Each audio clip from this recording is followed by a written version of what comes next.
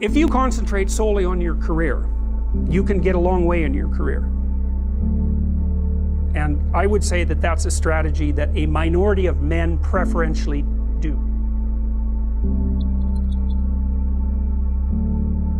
That's all they do.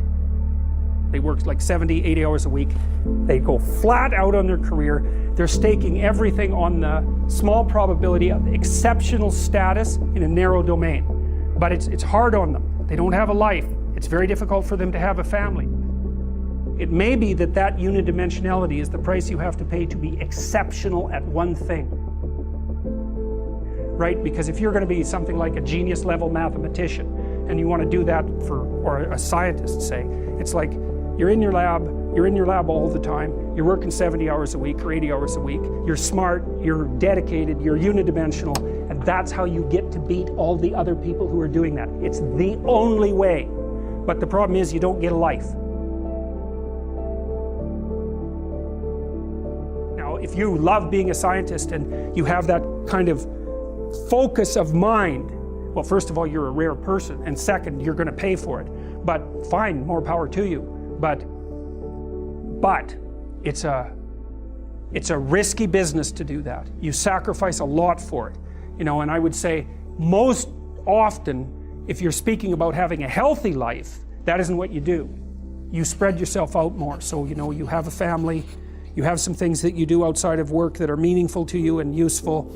You have a network of friends. Well, those 3 things alone, or 4 things alone, are plenty to keep you well oriented. And then if one of those things collapses, you know, everything doesn't go.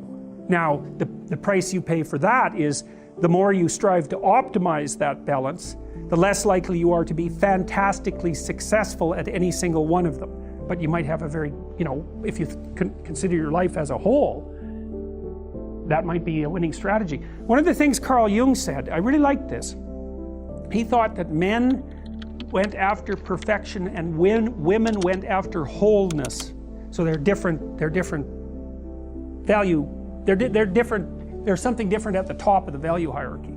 So perfection would be stake it all on one thing and look for radical success. Not that all men do that, because they don't, but we're talking about extremes. At least with regards to the men that do that. The wholeness idea is more like, well, it's like I want one thing in my life to be 150%, or I want 5 things in my life to be 80%. Well, there's a lot more richness in a life where you have 5 things operating at 80%, but you're not operating at any of them at 150%.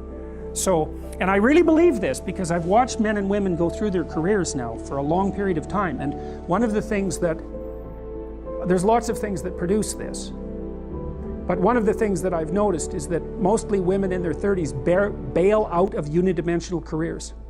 They won't do them. They won't put in the 80 hours a week that they would have to put in order to dominate that particular area. And it isn't, the reason that they won't do it is because they decide it's not worth it. And no wonder, because why would that be worth it? You have to ask yourself that. It's like, well, you want to be an outstanding scientist. It's like, okay, really, that's what you want. Because that means that's what you do. Because you're competing with other people. You know, they're smart, they're hardworking, and if you want to be at the top, you have to be smarter and work harder than any of them. And working hard means working long hours. I mean, it also means working diligently, but in the final analysis, it's also an additive issue. If I'm smart and hardworking and I can crank out for 70 hours a week, and you do it for 30, it's like, in 2 years, I'm so far ahead of you, you will never, ever catch up. Anyways, and I think partly, maybe part of the reason too that women are oriented that way more than men, I think there's 2 reasons. One is socioeconomic status does not make women more attractive on the mating market, but it does make men more attractive.